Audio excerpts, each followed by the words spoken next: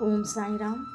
शिरडीवासियों के भाग्य की कौन कल्पना कर सकता है कि जिनके द्वार पर ब्रह्मा भिक्षुक के रूप में खड़े रहकर पुकार करते थे, ओ माई, एक रोटी का टुकड़ा मिले, और उसे प्राप्त करने के लिए अपना हाथ फैलाते थे। एक हाथ में वे सदा टमरैल लिए रहते तथा दूसरे में एक झोली।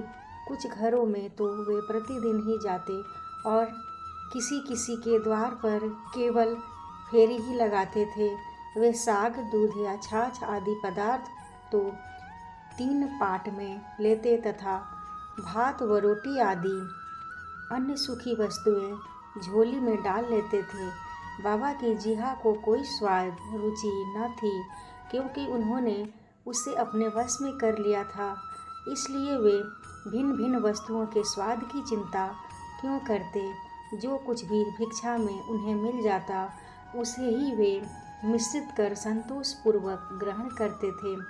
अमुक पदार्थ स्वादिष्ट है या नहीं, बाबा ने इस ओर कभी ध्यान ही नहीं दिया, मानो उनकी जीहा में स्वाद बोध ही न हो। वे केवल मध्याह्न तक ही भिक्षा उपार्जन करते थे। यह कार्य बहुत अनियमित था।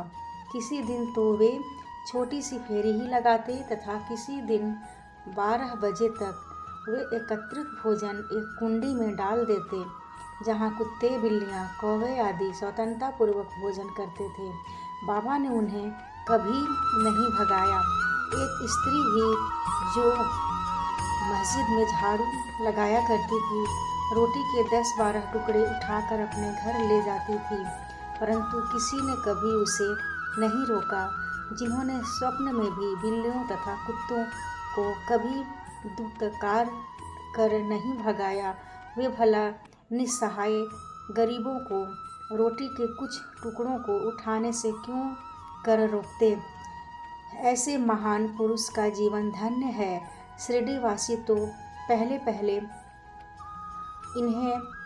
उन्हें केवल एक पागल ही समझते थे, और वे शिरडी में इसी नाम से विख्यात भी हो गए थे। जो भिक्षा के कुछ टुकड़ों पर निर्वाह करता हो, भला उसका कोई आदर कैसे करता।